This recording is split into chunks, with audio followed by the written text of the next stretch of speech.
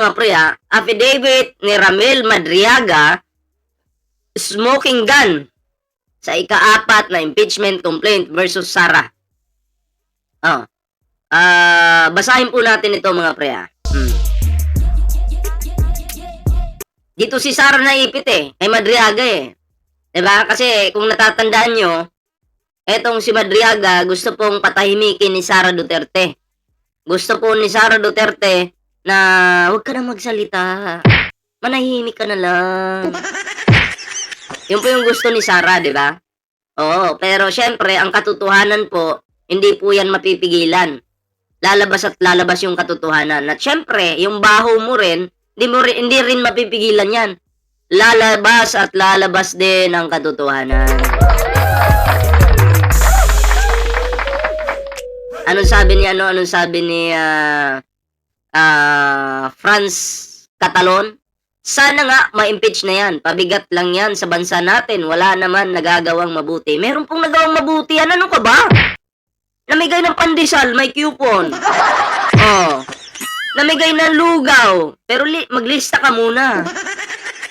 Oh, pag nakalista ka na, oops, bawal nang bumalik. May nagawa yan. Ano ba kayo? Matagal na ako naka-follow kay PBBM sa vlog niya mula nung natalo siyang Vice President. Yes, 'di ba? Oo, meron na po 'yan, may channel po 'yan at meron po 'yang Facebook page. Ito na nga po mga pre, bago tayo magtuloy-tuloy, huwag kalimutang mag-like, share, subscribe para naman po ay maging updated po kayo sa mga uploads natin. At basahin po natin.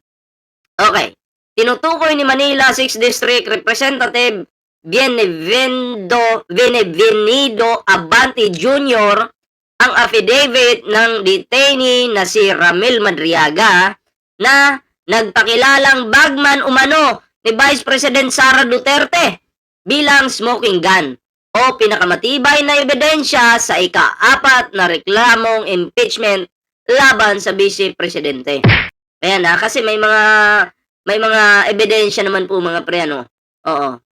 Ito ang naging tugon ng mambabatas ng matanong kung ano ang kaibahan ng kanilang inindorsong reklamong impeachment laban sa Vice Presidente mula sa naunang 3 reklamo sa isang pulong balitaan ngayong araw sa Senado.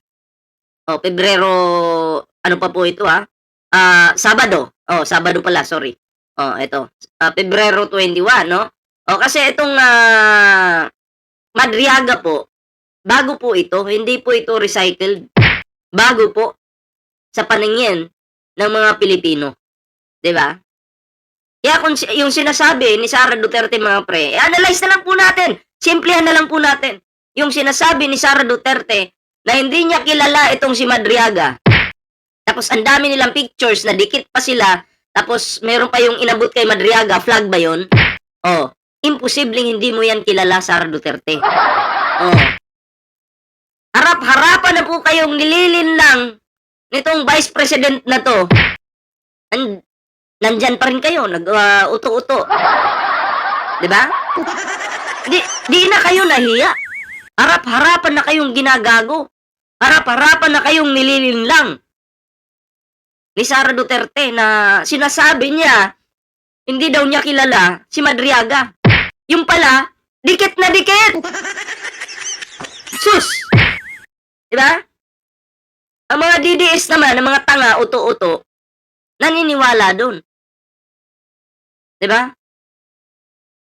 Pasalamat na lang po tayo, ginagamit po natin yung utak natin. At nag-i-initiative po tayo. Okay? Pasalamat po tayo. Meron tayong utak na fresh. Sila, laspag na ito pa. Bagamat marami aniyang pagkakatulad ang kanilang complaint sa naunang impeachment ni Sara, kabilang culpable violation of the Constitution, betrayal of public trust, graft and corruption, other high crimes, bribery at iba pa. Sa naturang forum, inilahad ni Abante na hawak niya ang affidavit ni Madriaga na nagpapakita ng umano'y very close na koneksyon nito sa Vice Presidente. Anyway, sa usaping bribery naman po, mamaya pag-uusapan po natin yan. Okay? Natandaan nyo, si Sara Duterte nag-aabot ng sobre. Puting sobre na merong laman na tig 25,000. Monthly pa yan. Oh. Mamaya pag-uusapan natin yan. Kaya mga pre, anong reaksyon nyo dito?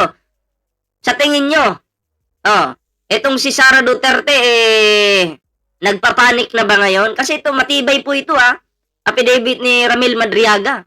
Oo. Isang pinakamatibay na ebidensya po ito. Or witness po, no? Isang malapit kay Sara Duterte na maglalaglag or magkakanta sa baho nitong Vice President na to. Magandang hapon po kay Ez Pike. Tama po ba? Ez Pike. Shoutout po magandang hapon, magandang gabi po. Okay. So, idugtong naman po natin ito mga pre. Itong kay Leila de Lima naman. Matibay ebidensya versus Sara Duterte, no? Basahin po natin ito.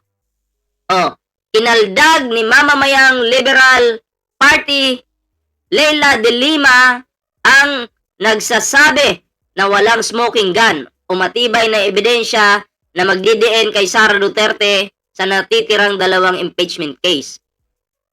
Nitong Lunes, lumusot sa sufficiency in form ang natitirang ikatlo at ikaapat na impeachment complaint laban kay Duterte at sa nakatakdang isa lang ito ngayong Martes para sa determinasyon ng sufficiency in substance. Ayon kay De Lima, dito po tayo ayon kay De Lima, may mga nagsasabi na wala umanong matibay na ebidensya laban kay Duterte bago pa man simula ng House Committee on Justice ang impeachment proceedings. Ito po, yung mga nagsasabi dyan, malamang sa malamang, mga DDS po yan. Gusto nila po ng mga DDS na to, ng mga vlogger-vloggera, ng mga garbage creators, na lasunin po ang isipan ng mga Pilipino. 'Di ba? Nasasabi na, wala yang impeachment na yan. Kasi yun yung turo ng amo nila wala yang impeachment na yan. Walang kwenta yan. 'Di ba? Para pumalason kayo. Ito po, basahin natin to I beg to disagree.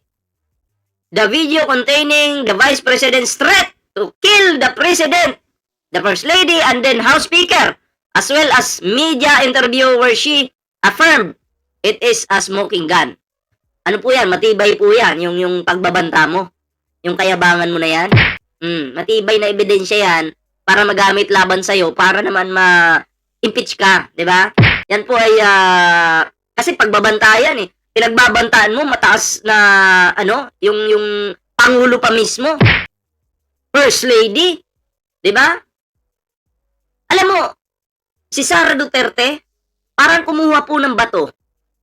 Ay, bato na may tae, pinukpok niya sa ulo niya.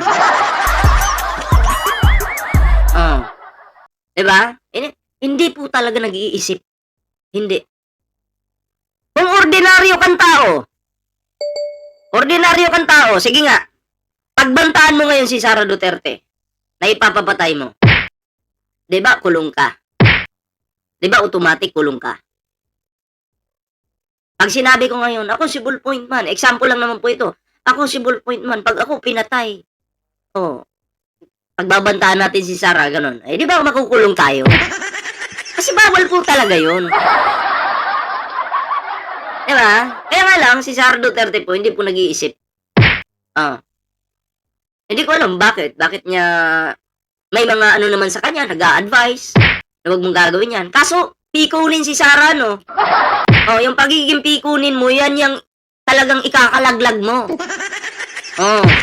Ikakalaglag mo yan. Kung talagang matalino ka, dapat pinag-isipan mo muna ng 12 beses, no? Dapat pinag-isipan mo muna. Gagawin ko ba to? Magyayabang ba ako dito para maging cool ako? O baka mamaya ikapahamak ko pa to? Diba? Magiging cool ka nga ngayon sa mga DDS lang. Magiging cool ka ngayon. Tapos, sa mga susunod na buwan taon, magagamit din na ebidensya laban sa'yo. Wala. Hindi mo pinag-isipan talaga. Kaya Kaya kayo mga pre, anong reaction nyo dito? Ayan, comment down below para naman po mabasa natin yung inyong mga komento, inyong mga reaksyon. Ayan ha, babasahin po natin yan isa-isa. Siyempre, no, huwag kalimutan mag-like, share, subscribe mga pre para naman po maging updated po kayo sa mga uploads natin. Ayan na.